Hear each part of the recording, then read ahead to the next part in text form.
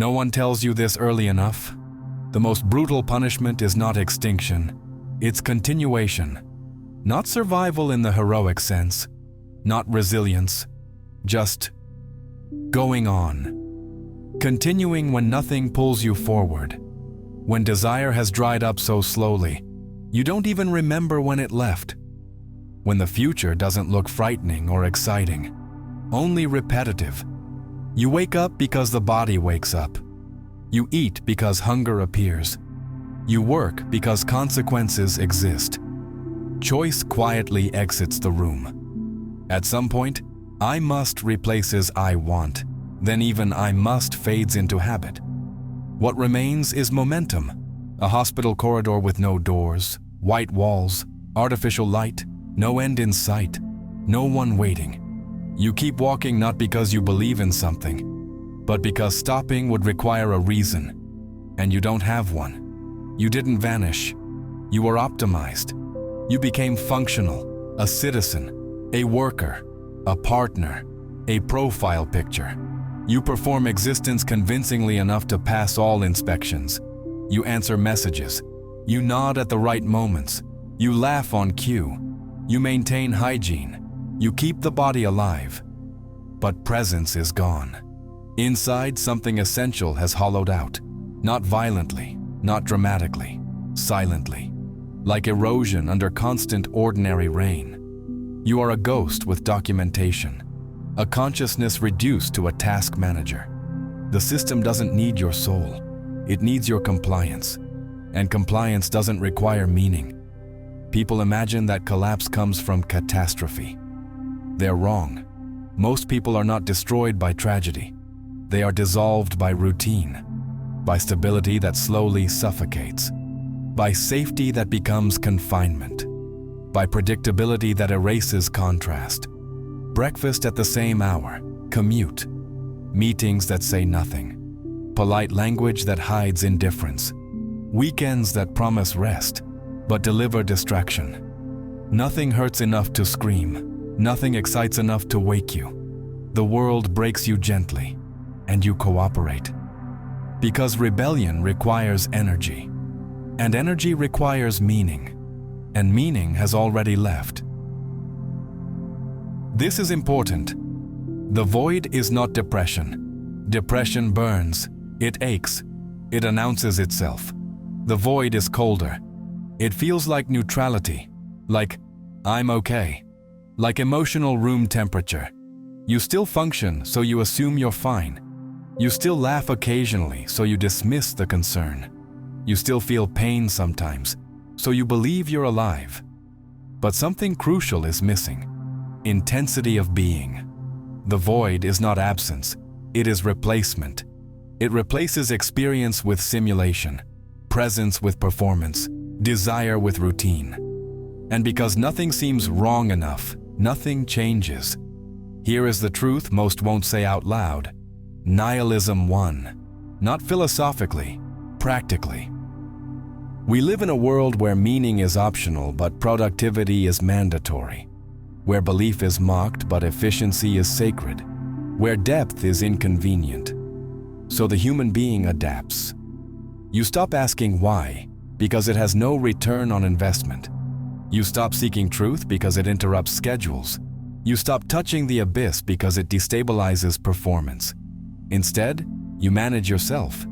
You become a system running on biological hardware. Thoughts become processes. Emotions become glitches. Silence becomes background noise. Life continues. After experience is gone. This is not the death of religion. It is worse. It is the death of transcendence. Nothing is sacred. Nothing is forbidden. Nothing is worth kneeling for. Spirituality is repackaged as wellness. Mystery is reduced to content. Silence is filled with podcasts. There is no vertical axis anymore, only horizontal movement. More information, more stimulation, more distraction, but no depth. The soul doesn't scream, it starves, and starvation is quiet. You wonder why people accept this, why no one resists, why no one burns the script. It's not cowardice, it's emptiness. Anger requires belief. Revolution requires love. Creation requires excess energy. The void removes all three. An empty person does not revolt. They adapt. They comply. They scroll. Power doesn't fear rage. It fears presence. And presence is rare. This is where the danger lies. Not in despair, but in recognition. Because once you name the void, you can't unknow it. You will see it everywhere. In conversations that say nothing. In goals that don't matter. In smiles that don't reach the eyes. You'll realize that most people are not living. They're maintaining. Neither existing, nor not existing. Suspended. And the most terrifying truth is this. The void does not trap you. You live there because at some point, it became easier than feeling, easier than risking depth, easier than standing exposed before meaning or meaninglessness. The void is comfortable, and that is its greatest crime. Before you leave, stay with me for a moment.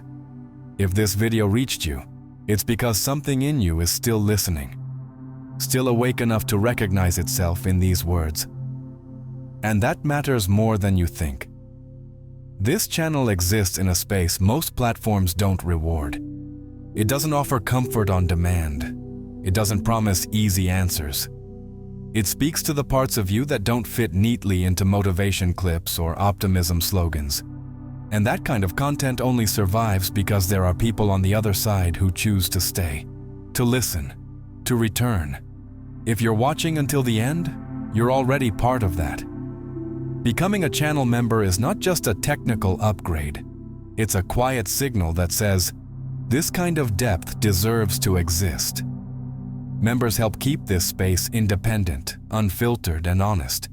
You get access to exclusive videos, deeper reflections, early releases, and content that goes even further into themes most channels won't touch. But more than that, you become part of a smaller circle that understands what this channel is really about.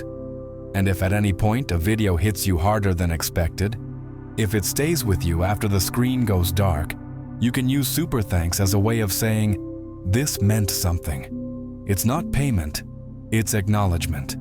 A form of reciprocity that helps this work continue. That said, hear this clearly and honestly. Just watching is already a huge form of support. Time is the rarest thing you have. If you give it to these videos, if you return, if you share one with someone who might need it, you are already helping more than you realize. Even a quiet viewer, unseen and unnamed, is part of what keeps this alive. So do what feels right for you. Stay, subscribe, share, become a member if you can. Use super thanks if you want. Whatever you choose, know this. Your presence here is not invisible, and it is appreciated. You're not just watching a channel. You're helping sustain a space where depth is still allowed to exist.